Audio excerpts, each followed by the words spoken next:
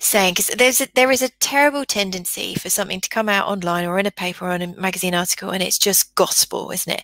And I want people to be clear that Amber's just said, you know, in their place, they can be game changers. You know, there's many, many animals that benefit from a non-steroidal, be it tramadol for that situation, be it a steroid. But there's definitely got to be a working relationship between the vet and the owner, of both parties trying to get the animal into the best possible state that it might be not reliant on said medication.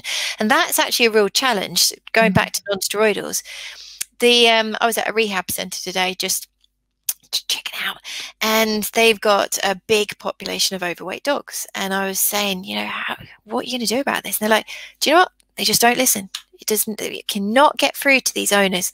And that is a classic example of being forced to stay on a high dose of a medication because that background work isn't being done. And I think you're kind of really highlighting that many of these drugs are used for a period of time, and there's a big chance we might be able to come off of them if the background labour is done. Is that fair to say? Yeah, absolutely.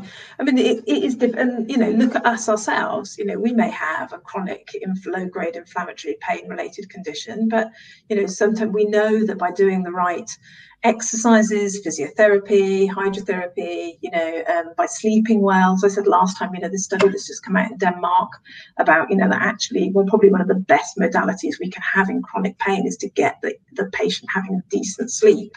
And yeah, it's chicken and egg, because if you're in pain, you're not sleeping so well, but it's more than that. And if we can do that background work, if we can, you know, reduce their weight, and, you know, it's complicated with arthritis patients, isn't it? Because obviously their weight bearing lameness, we can't just say, okay, well, stuff it, let's take you out and do lots of exercise. Perhaps that leads us on to the exercise, a brief little bit about exercise. But, you know, that's why things like hydrotherapy or water treadmills, or, you know, just some sort of supported exercise can be so useful, you know, alongside obviously diet.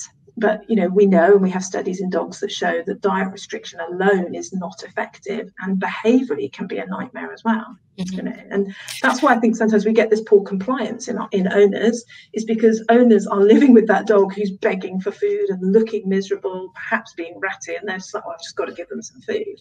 You know, and Sharon Crowell Davis did some work on this some time ago, looking at how you do need to combine, you know, dietary restriction with exercise increase, just as is an obvious thing, really, to make sure that we don't get unwanted behaviours that might drive poor owner compliance in following the diet.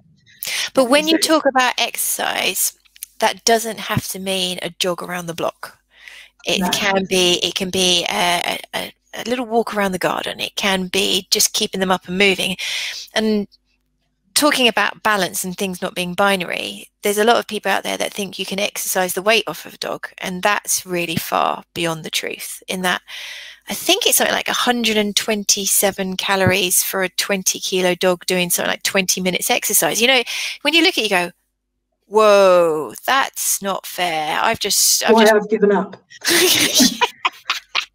So it is, again, it's a balance. It's not kind of hanging your hat on one peg only. Absolutely. Yeah. I mean, I think, you know, a lot of dogs actually is one of the things I talk about behaviorally, I educate a lot, is that unfortunately, and it's because of a lot of the time our lifestyle, dogs are actually getting a lot less exercise than they would be in nature, you know, what they've evolved to undertake, because they would be moving around the environment. But when we look at their exercise patterns, one of the things they have not evolved to do very well as a species, interestingly, is fast exercise. Right. You know, they don't have the same muscle fibers that we have to do what we call anaerobic exercise. You know, so they're not so adapted at sprinting as we are as a species. Really? Yeah, absolutely. And I know that sounds crazy, and people will be thinking, yeah, but what about lurchers, or, you know, what about sprinting breeds? No, when we've taken them to pieces and looked at what they're made up of, actually there's not really any difference in their muscle fiber types. Right. You know, so it's, you know, one of the biggest limitations to the dog in terms of fast exercise as well is hyperthermia, getting too hot, you know, and, you know, this is a real issue